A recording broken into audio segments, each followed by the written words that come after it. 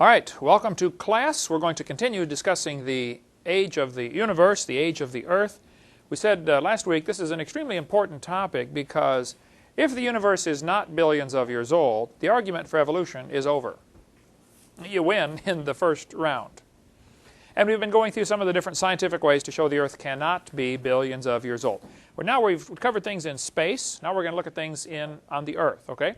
We've covered just a couple in the last week. We're going to go through a few more. The Mississippi River, this textbook says, is depositing sediments at the rate of 80,000 tons every hour. It is known as the Muddy Mississippi. If you've ever gone to visit the Mississippi, any place in New Orleans or even south of St. Louis, it's just real murky water because there's so much erosion. A large drainage basin drains into the Mississippi, and lots of topsoil goes with it. The Mississippi is moving very slowly. It only drops 8 inches a mile on the average in its 920-mile run from up north clear down to the New Orleans Delta. But as it brings this mud down there, eventually when it slows down, the mud drops out. Sediment drops out of the river, and it makes this delta. A delta is made of mud that a river carried in and then dropped off. As long as the faster water moves, the more sediments it can hold, and the bigger chunks of sediment it can hold. As soon as it slows down, they drop off. Maybe you've seen up north where they put snow fences. How many have ever seen those before? The purpose of a snow fence is this blowing snow, as soon as it hits that fence, it slows down just enough that it drops the snow out of the wind. Because at a certain speed, the flakes fall out. And you put the snow fence a certain distance away from the road, so it drops the snow, instead of on the highway, it drops it away from the highway. Well, moving water does the same thing. As soon as it slows down, it drops the sediments. That's why you see sandbars at places where the river turns and bends. It drops the sediments out and makes sandbars right there in the bends of the river. Mississippi River is dropping all this sediment in New Orleans, and it's making this delta grow larger and larger. The sediment, or the mud, probably really starts up near Memphis, Tennessee. All the rest of it is filled in with sediments, clear down to Louisiana. Because it's all sediments, the whole state of Louisiana, or most of the state of Louisiana, is slowly sinking. Very difficult to build a highway and keep it strong across Louisiana. Drive over Highway 20 sometime and you'll see what I'm talking about. So every few years they got to repair it because it's on spongy ground. There just isn't a good way to build a solid highway. But this delta is growing larger. Estimates range from 10,000 to 30,000, so I picked a high number to be merciful to the evolutionists, to give them all the benefit of the doubt I can. The delta is certainly less than 30,000 years old. The Mississippi changes course all the time. It used to, till the town of New Orleans became so dependent on the Mississippi. It's trying to change course again. Mississippi is trying very hard to bypass the town of New Orleans, and so the Army Corps of Engineers and all sorts of smart people have been out there trying to figure out how to keep the river in this channel, because it doesn't want to stay there. Maybe you've seen projects and stuff on the news about that, but they're fighting desperately, spending millions of dollars to keep it where it is. Because if that section of the Mississippi dried up, well, the whole town of New Orleans loses a lot of industry, because now their boats can't go, and it all goes back to money. But the delta is about 30,000 years or less. So the obvious question would be, if the Earth is billions of years old, why isn't the whole Gulf of Mexico full of mud? Now, the evolutionist will say, well, it's 30,000 years. That proves the Bible is wrong, because the Bible says 6,000 years. Now, if you look through typical secular textbooks, they will say there was an ice age 10,000 years ago, and there was an ice age 30,000 years ago, and there was an ice age 100,000 years ago. Where are they getting these numbers from? They're getting the 30,000 number from this delta. This is their explanation for why there's only 30,000 years worth of mud. They'll say, well, that was the end of the last ice age. That's their answer. Well, it could be there's only 30,000 years worth of mud out there because it's not millions of years old. They say the 10,000 years for the last ice age because of the Niagara Falls problem. That's their answer. Their answer is always, well, an ice age reset the clock and started it again. Well, maybe so, but maybe the Earth is not millions of years old. The fact is, it's not full of mud. This is a picture of the oldest tree in the world. It's called the bristlecone pine trees in southern California. They're in the White Mountains, way up in the mountains. Very inhospitable climate. Very little rain. The bristlecone pine, the largest one, they call it the oldest one, I'm sorry. They call it the Methuselah tree, is the nickname for it, for obvious reasons. The Methuselah tree is 4,300 years old. Now you need to understand, tree ring dating is not an exact science. Trees, the rings on a tree do not indicate summer, winter, summer, winter. They can indicate lots of rain, lots of rain, no rain. I met a guy a few weeks ago at a church I was at. He said, Brother Hovind, I have been raising trees to make walking sticks, professional, expensive walking sticks for rich people. Oh, I didn't know there's a market for that, but that's what he does. He carves these fancy walking sticks for people. He says, I have raised thousands of trees and made these walking sticks. He said, I raised my trees for 7 years, cut them down, and they always have an average of 11 rings in 7 years. Well, how do you get 11 rings in 7 years if they're annual rings? See, they aren't annual rings. So tree ring dating is a far cry from an exact science, especially with these trees because they're such a gnarled mess. I mean, they kind of grow this way a while, and then they grow this way a while, and it's just not a simple science for counting these. And you don't want to cut it down to count the rings because then you found the age, but you killed the tree. So they've got a special drill. It's like a little pipe. It's hollow, and it drills a pipe into the tree, a core, and pulls out the middle part, just like they do with the ice rings, only these are much smaller. The entire pipe is about the size of the lead in a pencil. And they drill all the way into the tree and pull out this real skinny core, lay it down, and they have to count the rings under a microscope. Because these trees grow about 1 inch in 100 years. So in 1 inch, you've got 100 rings to count. When you look at the trees, they're ugly. You will swear they're dead, but they're not. They're still alive. And they don't mark which one is the oldest because they're afraid souvenir hunters are going to go up there and say, I want to have a piece of this one. And there's only so many pieces of it you can get, and pretty soon it's not there anymore. But if you go up to the White Mountains in Southern California and see the bristlecone pine trees, the oldest one is 4,300 years old. Some will say, no, they found one that's 4,600. Some will say, well, by overlapping tree ring dating with tree stumps and logs found in Indian dwellings and stuff like this, the ancient cliff dwellings, they overlap these tree ring and they get a tree ring sequence that goes back 8,000 years. Well, this is real questionable because tree ring dating, first, is not an exact science. Secondly, two trees can grow side by side and have very different ring pattern. If there's a big tree and a little tree, the big one gets all the sunlight, the little one doesn't get any. One day the big one dies, now the little one gets all the sunlight, so his growth pattern is much different. You can have two trees on opposite sides of the same mountain getting different amounts of rainfall. Because when air goes up, it drops all of its water. When it comes down the mountain, it absorbs water. That's called the rain shadow in Washington State. One side of the mountains is loaded with trees. As soon as you get over the top, it's basically desert. Because as air rises, it cools and drops its moisture.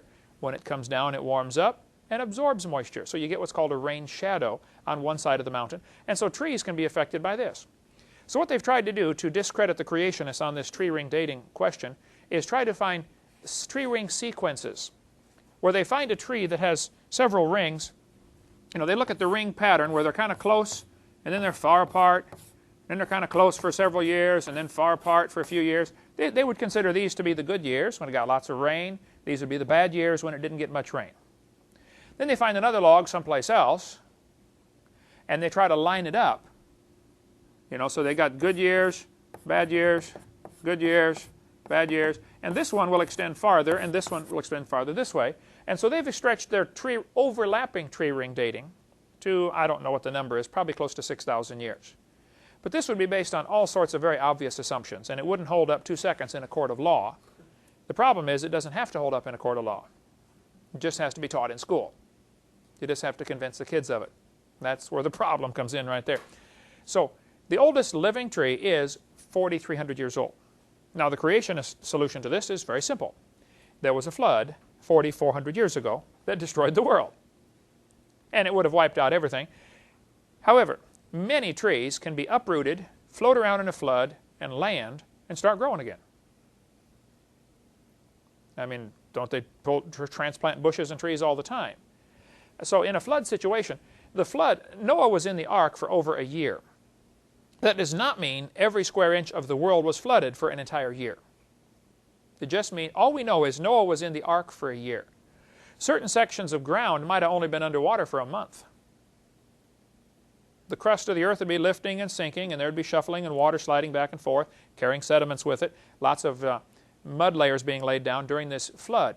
So when I say the flood lasted a year, it's really technically more correct to say Noah was in the ark for a year. He hit bottom in the 7th month. Now, if you have floating log mats of stuff floating around that's been uprooted and drifting around, the seeds, of course, are going to be able to survive soaked in this water for a short time and then regerminate. Go any place where there's been a flood, after the flood water goes down, the mud out there, things start to sprout very quickly. Actually, many countries depend upon the annual floods to give them a new layer of sediment, new layer of topsoil. And they come in and build dikes and levees, and now the soil gets depleted after a time. It's one of the problems along the central part of the United States. But the tree ring dating, I just want to point out, is certainly not an exact science. But the oldest one they've counted clearly and pretty certainly is 4,300 rings. Assumption is 4,300 years. It's that at a maximum, probably less than that as far as its age. So the creationist has no problem with the oldest tree. Says, hey, the flood was 4,400 years ago. Not a problem. This is a picture of a coral reef growing underwater. The largest reef in the world is in Australia. It's called the Great Barrier Reef.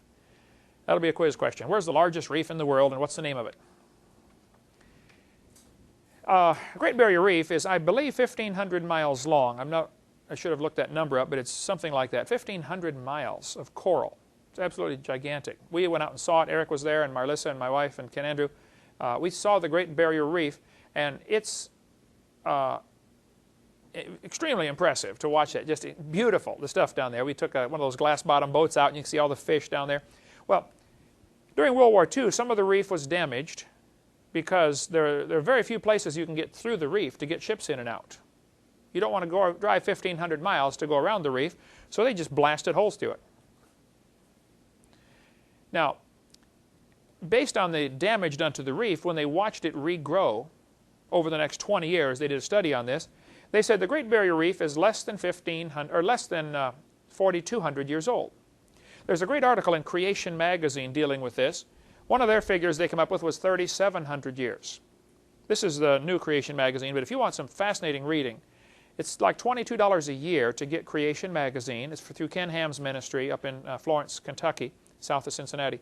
The article in Creation magazine is in volume 8, number 1 on page 6. It was an older issue. It'd be almost worth, if you had the money, to get all the back issues. They've been doing this for 10 years, so it cost you $200 or something like that.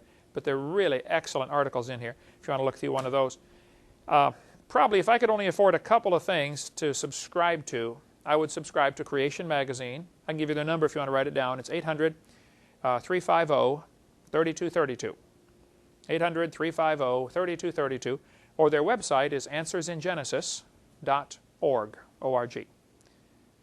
And I don't agree with everything they put in here, but most of the time it's just really fascinating stuff and well documented. So great article about the Great Barrier Reef, if you want to read more on that, would be found in this back issue of Creation magazine. And they said one of their studies showed 3,700 years. Now, some of the scoffers have tried to say, no, reefs can grow, they grow slower than that. And they look at, I think it's the one of the reefs in the Pacific Ocean around one of the islands. I believe it's Bikini Atoll, if I'm not mistaken, where they say they drill down in the reef and pull up a core sample of reef and find out the coral has layers to it, sort of like tree rings, as colonies grow on top of old colonies. And they say it's much older than the creationists allow for. This would be what the skeptics will tell you. Okay, several factors affect coral growth. If a coral reef is farther from the surface of the water, it grows faster. As it approaches near the surface, because the tide's going up and down, the coral is exposed for part of the day. Now the growth rate slows way down. So the rate of growth depends very much on how much nutrition it's getting. If it's near an area where there's a river coming out right at that area, like one of these Australian rivers exits right there, brings all sorts of nutrients out. Lots of stuff for the coral to eat. It's going to grow faster. If it's not near a river, it's going to grow slower. If the water is clear, the sunlight penetrates, and it gets sunlight, so it's going to grow faster. If the water's murky, it's not going to get the same growth rate. So it's not just a simple science of saying, let's just measure it, and it's not quite that simple. But the estimates are certainly less than 4,200 years. Some maybe even less than 3,700 years. So the creationist has no problem with this. He says, yeah, there was a flood that destroyed the world 4,400 years ago. This is Niagara Falls. Niagara Falls, this textbook tells the kids, has been eroding for 9,900 years. Now, how would they know that? Well, if you've ever seen Niagara Falls, you know it's a lot of water going over the edge there. And as the water goes over the edge, it breaks off the rocks on the edge, so the falls is eroding its way backwards. All waterfalls do this, depending on how hard the material is and how much water goes over it and how abrasive it is. If there's lots of stuff in the water, like sand and ice and tree stumps, it's more abrasive, it's tend to erode faster. But the Niagara Falls is breaking rocks off the edge. The indication, since it was first discovered and at least recorded by scientists up there, back in the 1700s, they marked where it was. It's been progressively moving backwards. The Niagara Falls Museum Guide says it's been going 4.7 feet a year. That's what's been observed for several hundred years. Now, that doesn't mean the erosion rate's always been the same, but if you get a several hundred-year average, that's something to consider. Okay? Now, Niagara Falls flows down into what's called the Niagara Gorge, a canyon at the bottom of the falls. It's absolute. You've been there, haven't you, Eric? Saw Niagara Falls? We went over in a helicopter, didn't we? That was amazing. Anybody else been there to Niagara Falls? Just, you can't imagine it. In 1930, I believe it was 1930, somewhere in there, they built a canal to drain the water off of the river to a hydroelectric plant. So the water has to flow through their turbines as it falls to produce electricity. Which means much or even sometimes all of the water can be channeled away and they dry up the waterfall, which stops erosion. But up until 1930, it was eroding 4.7 feet a year. Since then, it's eroded slower because they're diverting much water for hydroelectric power. They usually turn on the falls during tourist season, and for the rest of the year, they basically almost shut them down. They can divert the water to this hydroelectric plant. So they leave some going over for the tourist effect, you know. But they could, sometimes in real drought seasons, they'll have to use it all. Niagara, if you look at the Great Lakes, the 5 Great Lakes, they drain into each other. One fills up and spills over into the next one and spills over into the next one. This is the point where the Lake Erie spills over into, what's the lake above it, Ontario? Yes, Lake Ontario. So as it spills over, it runs through this little channel called the Niagara River, which is not very long. The right side, or the left side is Canada, the right side is New York. This town of Buffalo, New York is right there, and Ontario, Canada on the other side. But Niagara Falls has moved back about 7.5 miles from where it started. You can tell where it started by the edge of the old cliff. It's moved back 7.5 miles. Now, the textbook here says it's been eroding for 9,900 years. Well, they get that number from taking, 7.5 miles divided by how fast it's moving back. Actually, they didn't do their math very well either. For this public school textbook, it should have been 8,400 years, not 9,900 years. If you take 7.5 miles times 5,280 feet in a mile, divided by 4.7, you get 8,400 years. But what do you expect? It's a public school textbook. It's not accurate in lots of other places too. But the reason Niagara Falls is where it is because of the flood 4,400 years ago. Right after the flood was over, you would have 2 factors that you don't have today. You would have more water flowing over and softer dirt. Right after the flood, you get an earth covered with layers of sediment. It's going to take a while for that to get hard. Maybe first 10 years, it would get a certain percentage of its hardness and then gradually get harder as time goes along. And today, it's solid rock. But for the first 10 or 15 years, it was probably much, much softer. Especially the first few weeks, as the water's running off from this flood, it probably eroded half of the gully or the valley in a few minutes. Remember that gravel pit we went motorcycle riding in all the time after that one big rainstorm? Made a giant canyon about a third as big as this room just after one rainstorm. It's unbelievable what water can do when it really gets moving. The other problem you have is when water really gets going, it picks up lots of debris and it becomes like liquid sandpaper. So now it erodes even faster because of the abrasiveness of the material. Okay, Niagara Falls. Let's take a quiz here. Not a quiz, but ask a few questions. Who was responsible, one of the main guys responsible for turning our education system humanist? He signed the Humanist Manifesto. John Dewey. There we go. Good, good, good. What year was the Humanist Manifesto signed, the first one?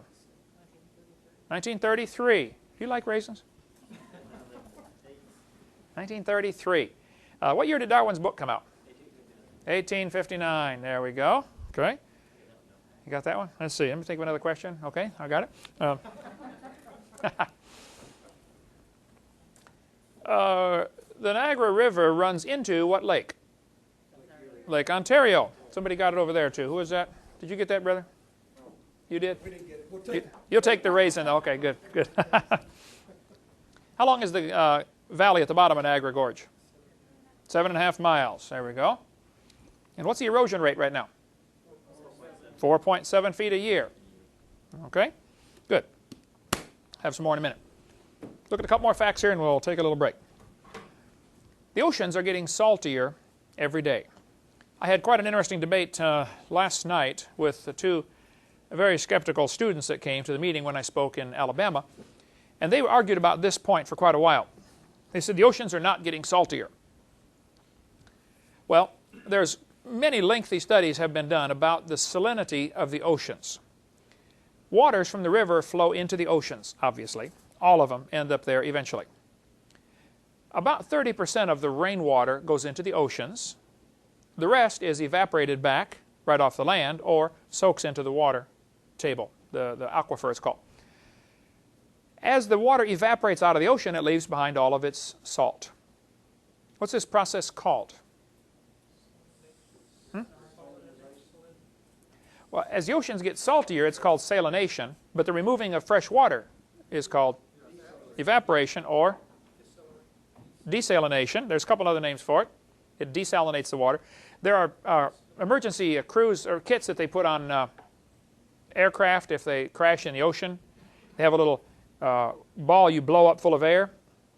The sunlight will distill. Distillation it's called.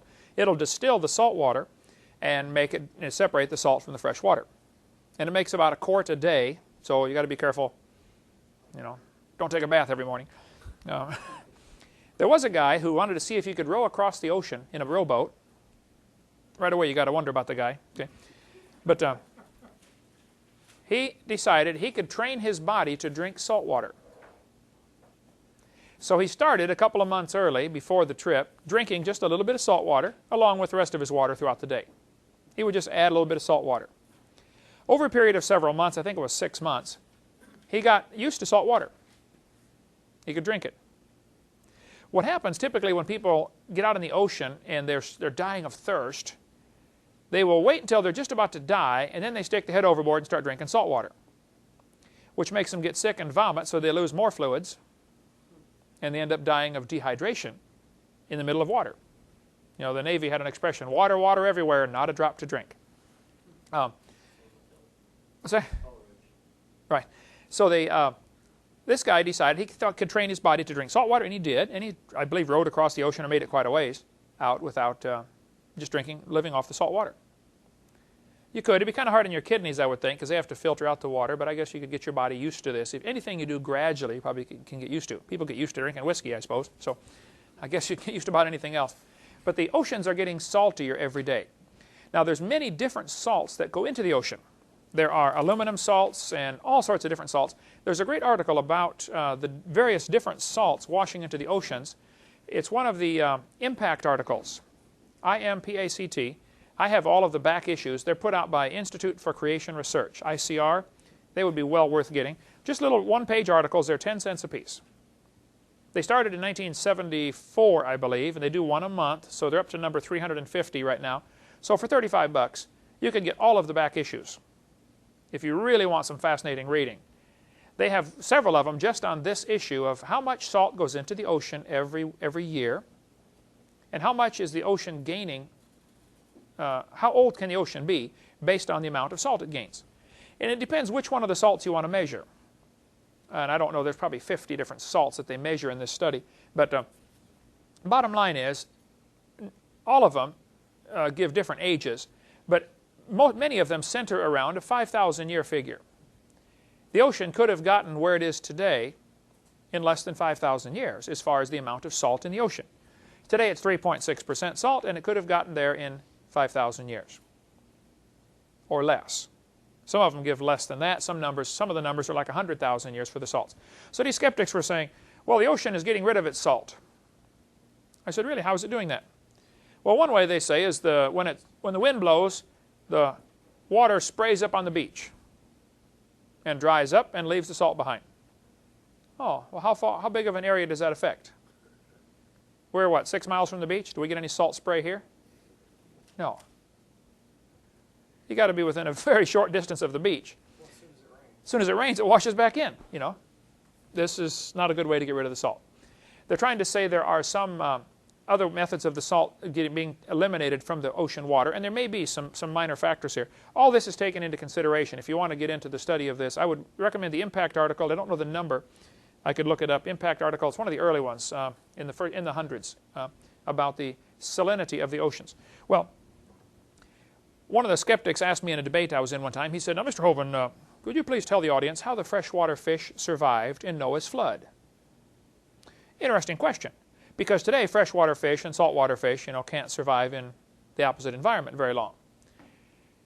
I said, "Well, sir, and Eric, you'll find this as you speak. Most of the skeptics, their question is based on a faulty assumption. And all you got to do is look at the question they're asking you and find out where your problem is. Like the guy said, we've got 135,000 layers of ice that are annual rings. How did this happen in 4,400 years? Well, his question contains a faulty assumption. They're not annual rings. So this guy said, how did the freshwater fish survive in the flood? I said, well, sir, you're assuming the flood was salt water. I mean, isn't that an obvious assumption in his question? He said, well, the ocean is salt water. I said, well, yes, sir, it is today. That doesn't mean it was during the flood. I think during the flood it was probably all fresh water, or mostly fresh water, and all the animals were fresh water. And in the last 4,400 years, many animals have become saltwater adapted. They have adapted to salt water. And he said, well, see, that's evolution. I said, no, sir. Today we have freshwater alligators and saltwater alligators. And they probably had a common ancestor, an alligator. He said, well, see, that's evolution. I said, man, come on, think about it. Going from a freshwater alligator to a saltwater alligator is a very minor change compared to what you think happened. You think they changed from a rock to an alligator, which, of course, would be a very big change. There was a fellow in Minnesota, and I wish I'd written down the details, but anybody could try this experiment, I suppose. He came to me after a seminar one time, and he said, Mr. Hovind, I raise fish. I love fish. I have an aquarium. I have 2 aquariums, actually, huge aquariums in my house. He said, I have a saltwater aquarium and a freshwater aquarium. He said, now I know that ocean water is about 3.6% salt. He said, I got curious many years ago. I wondered if I could mix all my fish together. He said, so I figured out the mathematics behind slowly increasing the salt in my freshwater aquarium. Because every few weeks you got to change the water, change half of the water every 2 weeks or something like that.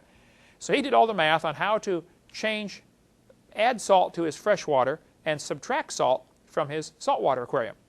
He did it very slowly so that it took him 10 years to make the change. After 10 years, both aquariums were 1.8% salt. All of the fish doing fine, and so he mixed them all together. Now, if somebody can do that in 10 years, going from 0 to 1.8% salt, do you think in 4,400 years the fish or animals could adapt to a salt change from 0 to 3.6%? Well, that's no problem. The evolutionists are great at straining out gnats and then swallowing camels. They will pick on one little detail they don't agree with on the creation account, like how did Noah fit all those animals on the boat? I said, well, I don't know. So I see, you couldn't be done. Just because I don't know doesn't mean it couldn't be done. Okay? Secondly, the fact that this is an unanswered question so far doesn't prove we all came from a rock. Strain out the gnat and swallow a camel. They're just really good at it. So the saltwater to freshwater change probably took place after the flood. And even today, there are huge salt domes underground that are leaking into the oceans. The ocean is gaining salt from all sorts of places. In Grand Saline, Texas, halfway from Longview to Dallas, the town called Grand Saline. Saline means salt. Years ago, it was discovered right on the surface of the ground there was pure salt. Animals would stop there and lick it all the time. So they began to dig it out and sell it. And they kept digging down and found out it's what's called a salt plume. It is absolutely enormous. There are hundreds and hundreds of people that work at this salt mine, if I understand it. Here's the surface of the ground. They had seen a little patch of salt right here. It turned out to be a massive salt plume. Apparently, from way down deep inside the earth, this was hot and bubbling, and it came up and solidified just before it popped out through the surface. It's pure salt. They dig into it with bulldozers and backhoes and everything else. I mean, it's gigantic. It's many miles across of solid, pure salt. Be a good thing for you to do, Eric, is to look up salt in the encyclopedia and just read, and you can see some of the pictures of this. And when they dig it out, of course, you can't just dig it all out because your roof falls in.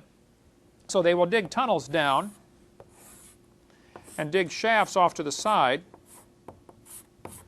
And even when they're digging off to the side, they can't dig a big area out because the roof falls in. If you looked at it from the top, they dig what's called a checkerboard pattern. They leave little squares of pillars to hold the roof up. And they dig out everything in between. And they've calculated, how hard is the salt, how much weight can it hold, and how big does our pillar have to be, and, et cetera, et cetera. They want to dig out the maximum without having it collapse on them. So they can only actually mine a certain percentage of it, maybe 40%, and the rest is wasted just as structural support. It's that way with any underground mine. They have to leave some material behind. So the salt in the ocean is not a problem for the creationists. Probably the oceans were largely freshwater at the time of the flood. There may have been some mixing of water. May have been some saltwater animals before the flood, maybe saltwater lakes like we have today. I don't know. But this is no problem we have to worry about. All right, let's take a little break, and when we come back, we'll discuss some more ways to show the Earth is not millions of years old. All right, let's continue now with some ways to show the Earth is not millions of years old. By the way, for the quiz next week, we will have, or whenever the next quiz is, we'll have one of the questions will be, what is the erosion rate of the Niagara River? And the rate is of the Niagara Falls. The rate is 4.7 feet a year is the current rate right now. What is the evolutionist's answer to why the Niagara River or gorge is only 7.5 miles long? What's their answer to that? Ice Age, right. Not proven, but interesting theory. Okay. When water drips through the ground, yes, sir? There were any ice age depths? There certainly were at least one major ice age. A couple of theories about when it was. When ice melts back, when a glacier melts back, it leaves behind obvious signs, like piles of rock that it piles up called a drumlin or a kettle lake or terminal moraines. There's obvious glacial effects that are found all over Ohio, Michigan, Indiana, Illinois. No question, ice came clear down to Kansas City, Missouri. The question is, when did this happen? And we get into that quite a bit in video number 6 of my series on the Hovind theory about when was the ice age and all this kind of stuff. Okay, when water goes through the ground, it soaks through the ground. If it is on decaying plant material, when plants decay, it produces what's called carbonic acid. Carbonic acid is one of many, many different acids. It dissolves limestone. If you take boric acid or battery acid or muriatic acid, which is hydrochloric, the same stuff in your stomach, hydrochloric acid that digests your food, you can buy muriatic acid at the hardware store for $2 a gallon, and you pour it on concrete driveways. You'll see it foam and bubble, and if you leave it there long enough, it'll eat a hole through your driveway. It'll dissolve your concrete. eats it right off. Well, slightly acidic water, the stronger the acid is, the faster it eats the rock, okay? Particularly limestone. Well, when it rains on the forest, the dead leaves and stuff laying there are going to decay and produce carbonic acid. This soaks into the ground, and so the water soaking through the ground is slightly acidic, which dissolves limestone. And that's what makes caves down in the ground, like Carlsbad Caverns and the major cave systems all over the world. Missouri alone, just that one state, has over 5,000 known caves. Plus, who knows how many, of course, that aren't known. But the caves are, many parts of the world contain caves, and Missouri, Arkansas has lots of them because there's just lots of limestone. So this acid dissolves the limestone. When it starts to drip, this water dripping containing the dissolved minerals, the air blows past, evaporates the water, and leaves the minerals behind, and it starts to leave a formation. In a cave, if it's hanging from the ceiling, it's called a stalactite, sticking tight to the ceiling. If it's sticking on the ground, it's called a stalagmite. If they join together, it's called a column. And if it just drips out of a long crack across the ceiling, it makes what's called a ribbon. as there's a long ribbon shaped like a piece of, and they have all kinds of fancy names for them when you go into the cave. They say, oh, this is the bacon formation because it looked like a piece of bacon or something. Of course, they're trying to get your tourist dollars is bottom line, but the fact is, caves are filling in with stalactites or stalagmites. Whether it's hanging on the ceiling or sitting on the floor or just making a big pile, it's called flow stone because it's rock that was flowed into place, for lack of a better phrase. This picture shows Carlsbad Caverns in New Mexico, and it says, this unfinished symphony was started 250 million years ago. Now, how do they know that? Well, somebody measured how fast these things grow, and then they calculated it takes 1,000 years to grow an inch. And based on somebody's test that it takes 1,000 years to grow an inch, they measure how big this is in, Carlsbad Caverns and say, wow, this took 250 million years. Well, this is just plain not true. Those things grow very quickly. Here's a bat covered up with flowstone before he could even rot. National Geographic, 1953, October issue. Now, how long would it take a bat to rot after he died? A few days, a couple of weeks, maybe at the most. In a cave where it's, dark and cool, he may last longer, maybe a month. But something else is going to eat him, right? Certainly not millions of years. We could agree with that, right? The decay rate may vary greatly depending on lots of factors, but it's certainly not millions of years. Most caves are about 55 degrees. Summer and winter, doesn't matter. It's about 55 degrees down in a cave. So the bat's not going to be refrigerated. It's not like a refrigerator. It is chilly, but it's not below freezing. This bat covered up with the flow stone indicates it certainly did not take thousands of years for this to happen. Under the Lincoln Memorial, down in the basement of the Lincoln Memorial, there are stalactites. Now, this picture was taken back in the 60s. These are 50-inch long stalactites called a soda straw stalactite. Very long, skinny stalactite. Over time, it'll get longer and fatter. It'll thicken up. Now, the Lincoln Memorial was finished in 1922.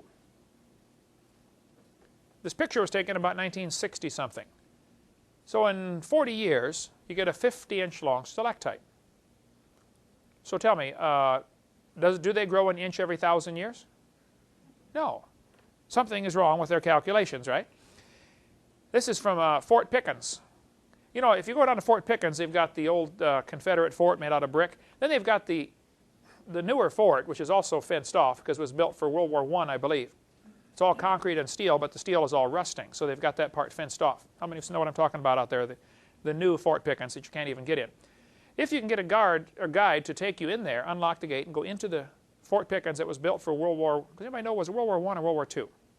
The part that's fenced off.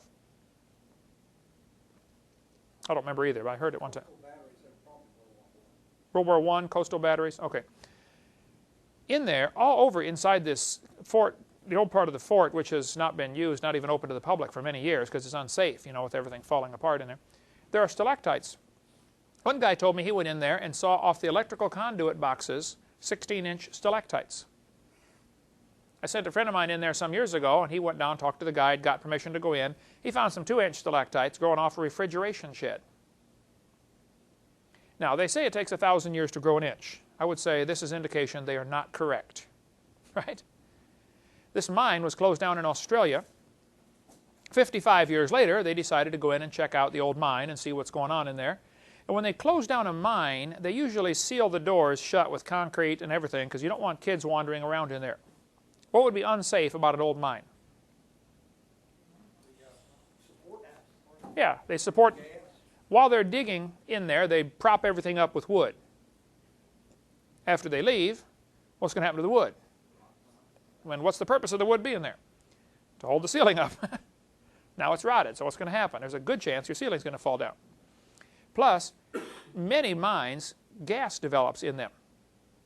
The old miners used to have canaries. They would carry a canary with them. Now they have special lanterns on their hat. If they get into certain areas of certain kinds of gas, a beeper goes off, an alarm goes off. I toured a coal mine in Birmingham. They have the biggest fan I've ever seen. I would say the fan blade probably was 20 feet across. run by a turbine engine, or no, a jet engine running this big thing, I believe it was. It was incredible.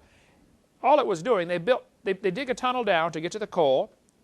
They dig another tunnel up out of the coal and mount a huge box over it with this big fan in it blowing out. So it's sucking air through the coal mine all the time they're down there digging, so they don't get a gas buildup.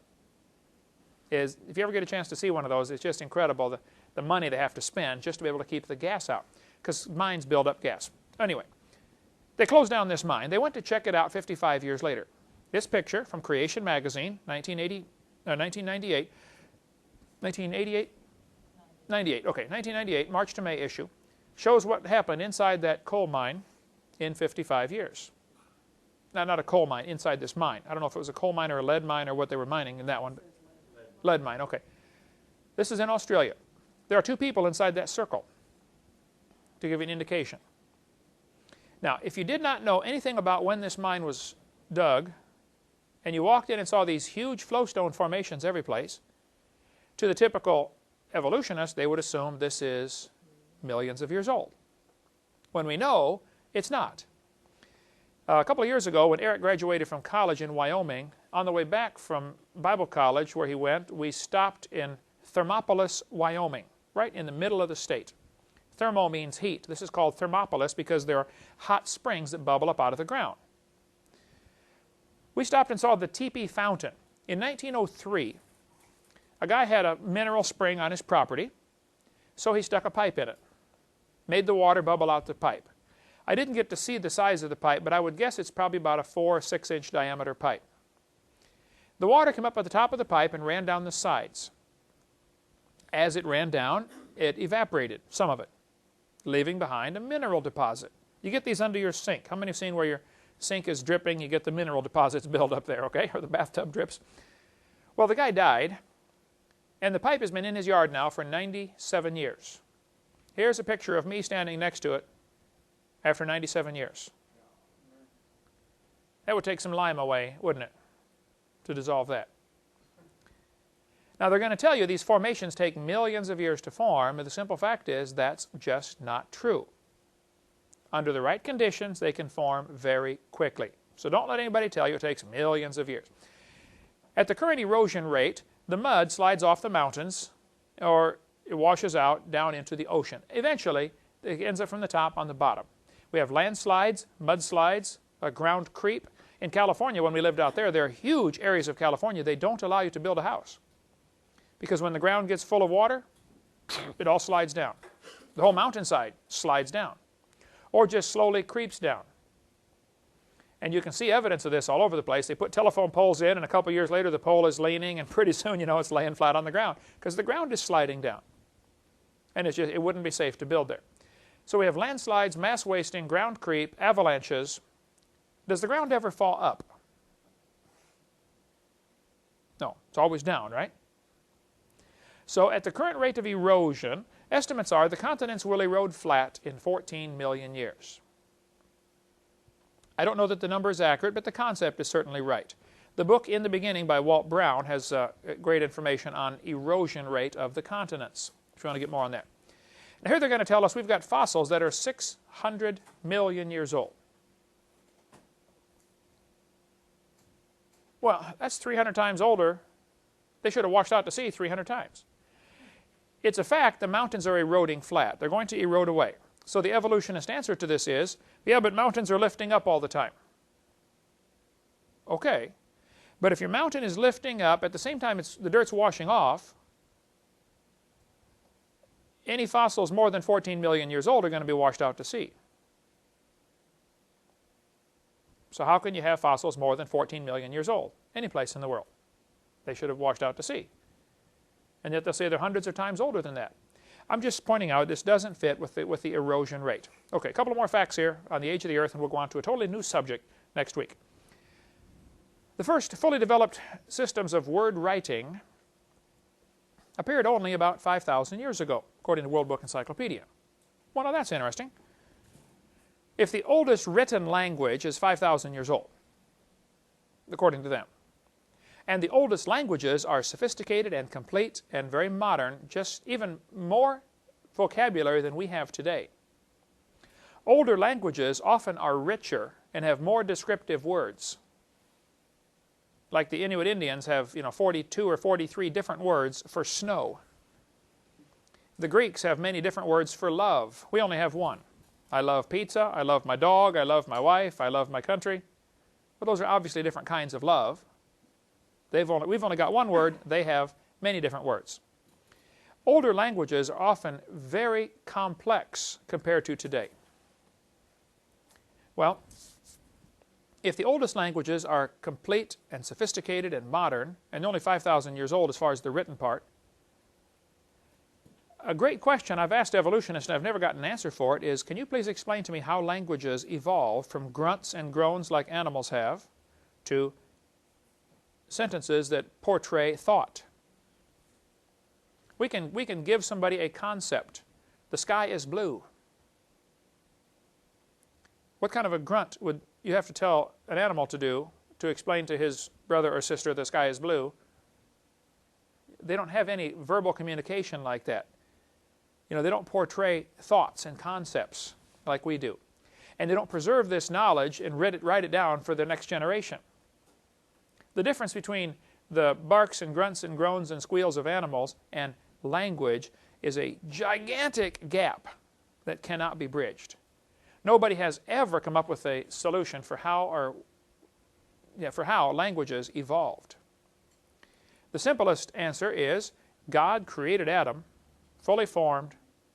He could walk, talk, name the animals, and get married first day. It was a mature creation. And then the languages were confused at the Tower of Babel about 100 years or so after the flood, maybe 150 years, when everybody got confused into different languages. This was all done by the Lord. It had to just be miraculous as best I can figure out. But even still, all languages of the world have similar thought processes. They will have nouns to describe objects, and then they have adjectives. Noun to name the object, and adjective to describe it. Isn't it interesting that all languages have that same thinking process? You speak Russian, Ukrainian, and English. And if you think about it, your thought process in each one is similar. Now in Spanish, they put the adjective after the noun. See the tree, big, green, and beautiful? We would say, see the big, green, beautiful tree. They put the adjectives after the noun, but still, it's the same idea. You're describing a word with other words. And we can go on all day on languages. There's been many books written about this, how that languages simply could not have evolved. They had to be created. Chinese calendar says this is the year 4697. Now that's interesting. If the Earth is billions of years old, why doesn't some culture have an older calendar than that? Some have argued that the Egyptian calendar is older than that. They will say it goes back, I think, 5,500 years or something like that. The problem with the Egyptian calendar, these guys obviously liked their pharaoh, or they had to pretend they liked their pharaoh or lose their head. They built these massive temples to bury them in. They greatly exaggerated how long they were pharaoh. Plus, there were instances where you have several pharaohs at the same time, like they're having a civil war and the kingdom breaks up into feuding factions. But they all are counted as pharaoh, but yet they're all pharaoh at the same time. But when it ended up in the history book, they put them in chronological order. Well, this stretches the calendar out farther than it actually should be. It's very close to impossible to get accurate dates in secular history beyond about 1500 BC. It's very difficult even to look at the Exodus. The Exodus was about 1400 BC when Moses led the children of Israel out of Egypt. And people argue about the exact year, and I don't know, get into all those kind of discussions, but the fact is it's very difficult to get accurate secular histories before 1500 BC, 3,500 years ago. So there certainly is no proof from secular history or from written language that there's anything more than 4,400 years old, except some of these exaggerated calendars like the Egyptian calendar, which stretches things out. Civilizations, the first really world empire was Nebuchadnezzar, king of Babylon. That's 600 BC. Don't you think if man had been here for 3 million years, somebody would try to set up an empire before that? Isn't that interesting that you have your first world empire in 600 BC with Nebuchadnezzar, king of Babylon? The books today, I tell my folks, I'm very concerned. They're no longer really books about science. They're actually books about evolution. It seems like somebody wants to use our school system to teach their philosophy to the next generation. I think I know why. We'll get into lots more of this later. But our founding fathers in this country had a slogan: life, liberty, and pursuit of happiness. Now, what on earth is that? Define that, please. You know, really, it's tough to put a picture to that. The real original slogan was life, liberty, and property. The ownership and control of your property. That's essential to freedom. But they said, we hold these truths to be self-evident, that all men are created equal. They are endowed by their Creator with certain unalienable rights. Rights that you can't put a lien against. For instance, do you have the right to breathe? Yes. Where does this right come from? From God, right? Do you have to get a permit to do that? No. Do you have the right to get married? Who gives the authority to get married? God does. About 100 years ago, some people got tricked into getting state permission to do something God already said they could do. And there was no such thing as a marriage license until about 100 years ago. And most people don't realize that a marriage license is a contract between you and your husband or wife and the state. You don't have to get a marriage license. Now, if you want to get one, they'll be glad to sell it to you. But you don't have to get one. But our founding fathers had a totally different philosophy. They thought that rights came from God, and they're unalienable. You can't put a lien against them. Now, if you get a bunch of folks together who believe that, they don't make good slaves. They're going to throw the tea in the harbor and rebel against King George, eventually. So, suppose you and a few hundred of your super rich gazillionaires decided you're going to have meetings a couple times a year and discuss how can we control the entire world. We would like to have us, the smart guys, be the rulers of the world, and everybody else be our rice farmers, our slaves.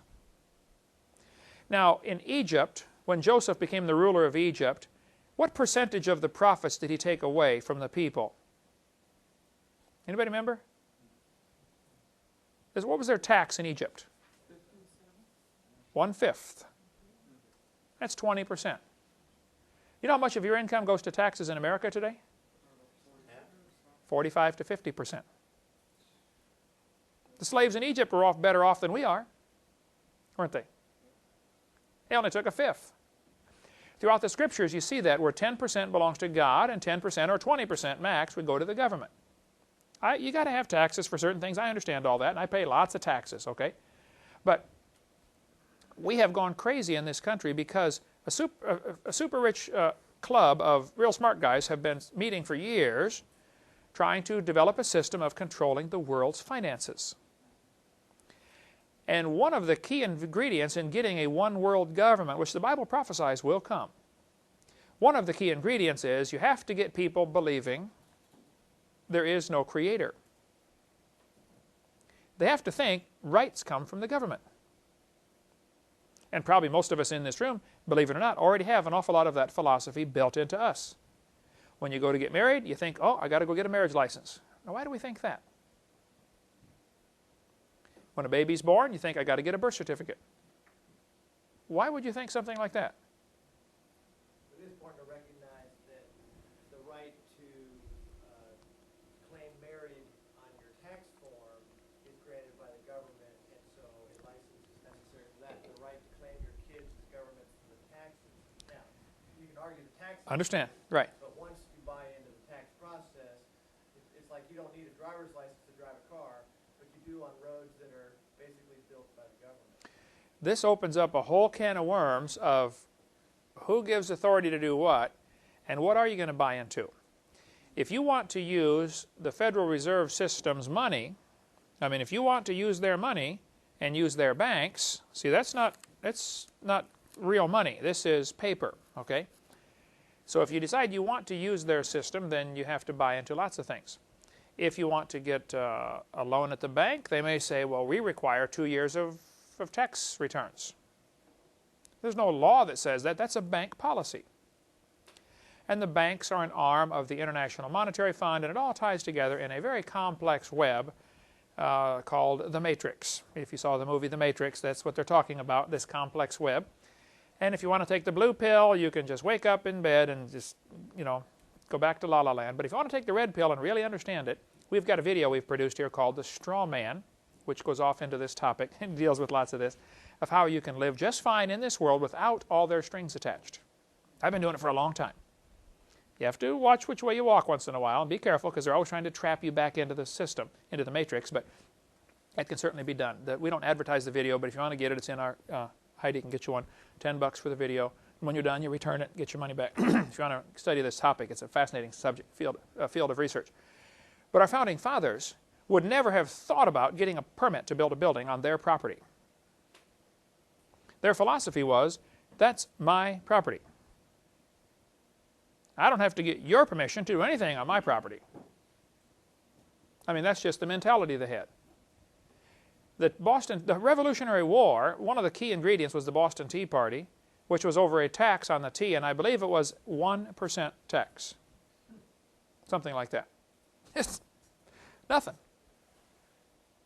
And we've gone nuts. But I think one of the major plans toward a new world order that Satan has is eliminating the belief in a creator.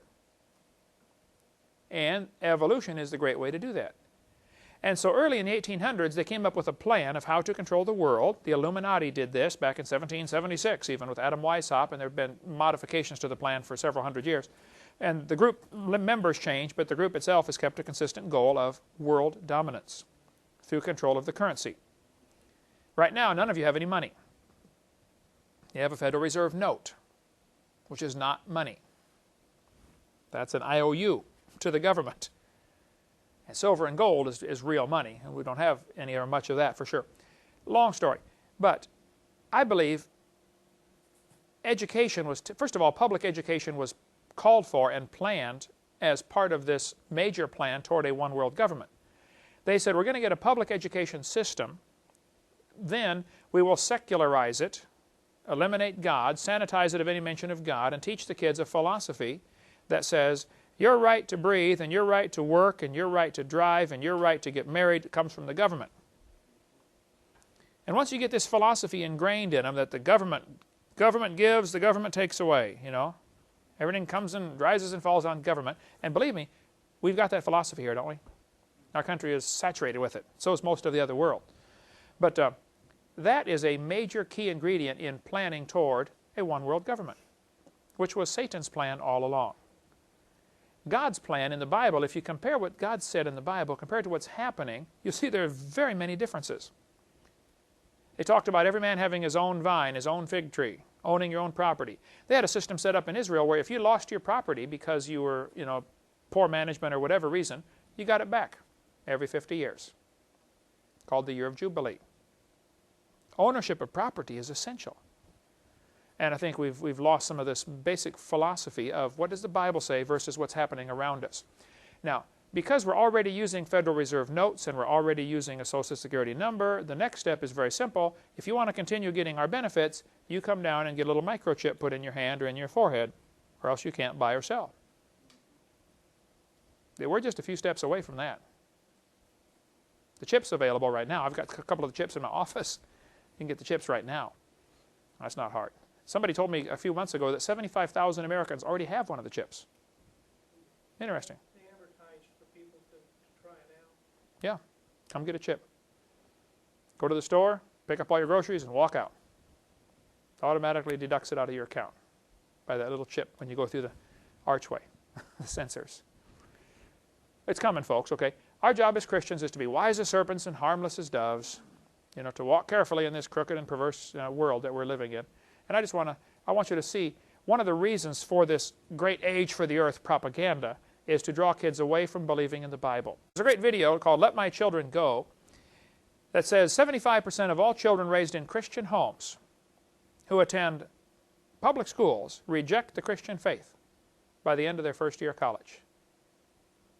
Jeremiah Films put it out. Why on earth would 75% of the kids reject the faith?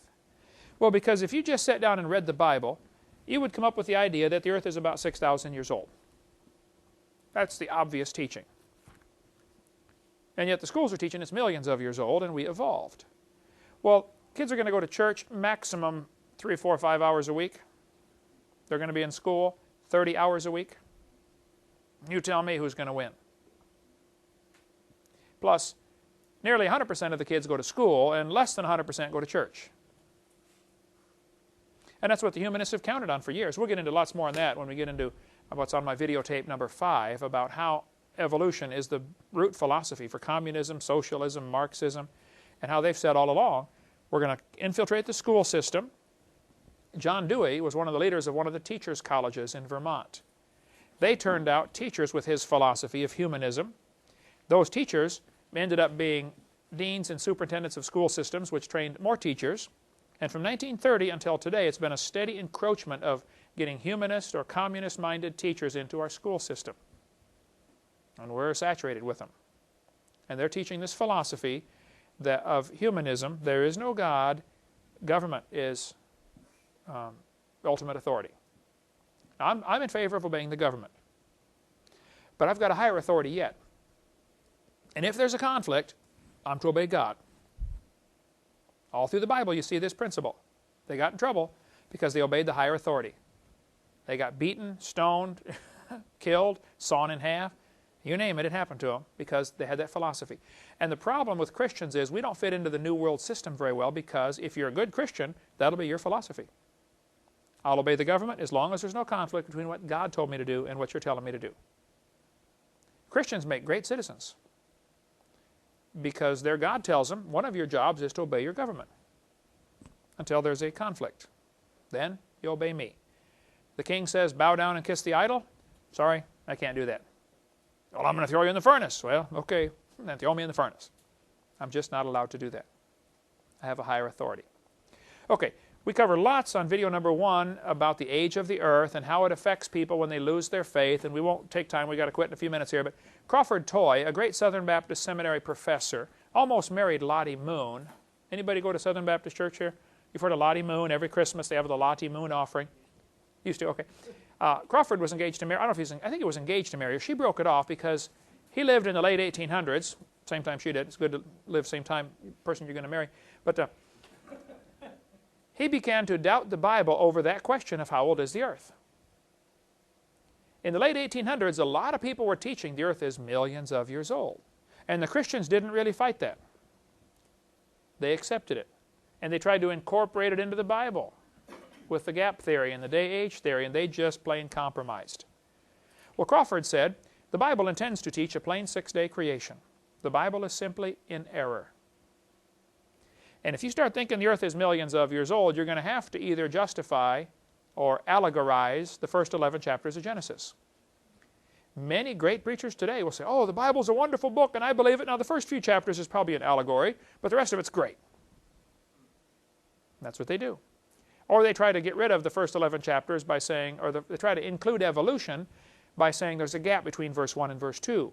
Or that each day is not really a day, it's millions of years for each day. We'll get into those theories coming up soon, about the gap theory and the day-age theory and how they just simply are not true. But that'll all be covered on probably in the second course on this topic. All right, quiz questions. What do we got so far, Heidi, for next week? Not much, huh? 2. We need to get a few. Here's another one. What percentage of kids lose their faith going through public school? 75% is the national statistics here. Some other things we talked about. Let's see.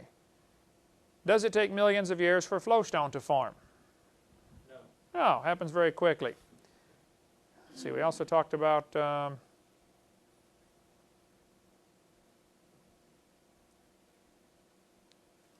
what is the percentage of salt in the ocean right now? 3.6%, right. And Niagara Falls erosion rate. There we go. Well, that'll be enough. We'll have some more bonus questions on there from things we've covered, but that'll be enough for quiz questions. Thank you so much. We'll see you in next meeting.